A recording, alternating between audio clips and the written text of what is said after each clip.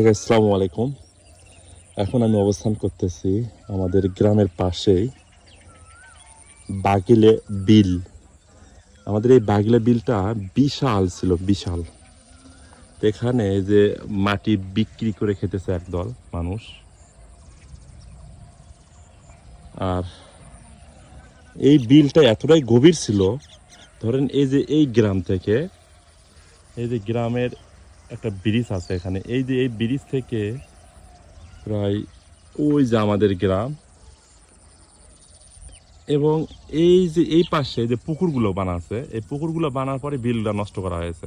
বিশাল বড় বিল ছিল এবং ওই গ্রাম পর্যন্ত প্রায় ধরেন 1-1 কিলোমিটারের কাছাকাছি আর কি। তা এগুলো হলো আমাদের পৈতৃক সম্পত্তি, বাপ দাদার পৈতৃক সম্পত্তি, এখানে বিলের মাঝখানে যেটা আর কি, বিলের সাইডে।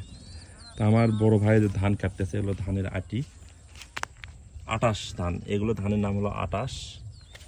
আর ধানের মাথা দেখেন না কে, কঠিন মাথা।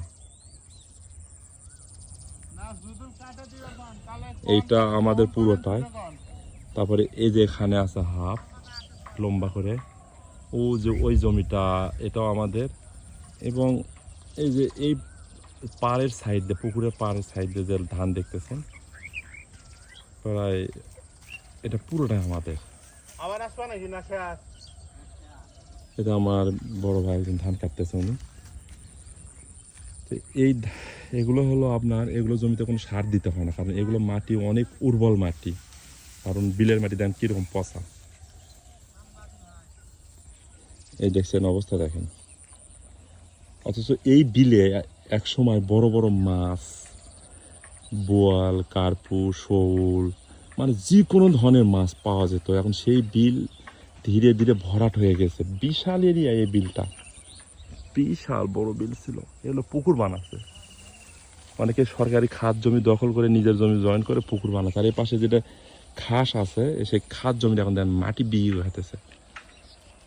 এখনো ক্ষমতাসীন তারা না, কিন্তু মাটি বিক্রি করে হতেছে। বিলের জমিতে কোনো সময় সার দিতে হয় না। এই দেখেন বৃষ্টি হবে, আকাশের অবস্থা ভালো না, দেখেন মেঘ মেঘ ভাব, যে কোনো মুহূর্তে বৃষ্টি হয়।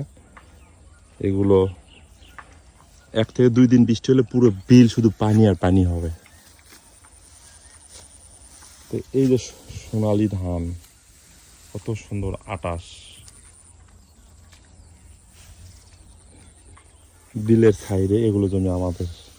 এটা আমার বড় আব্বাকে জমি দেওয়া, জ্যাঠাতো ভাই ধান কাটতেছে। তো আমার সালে জমি থেকে অনেক ধান আসে আমার।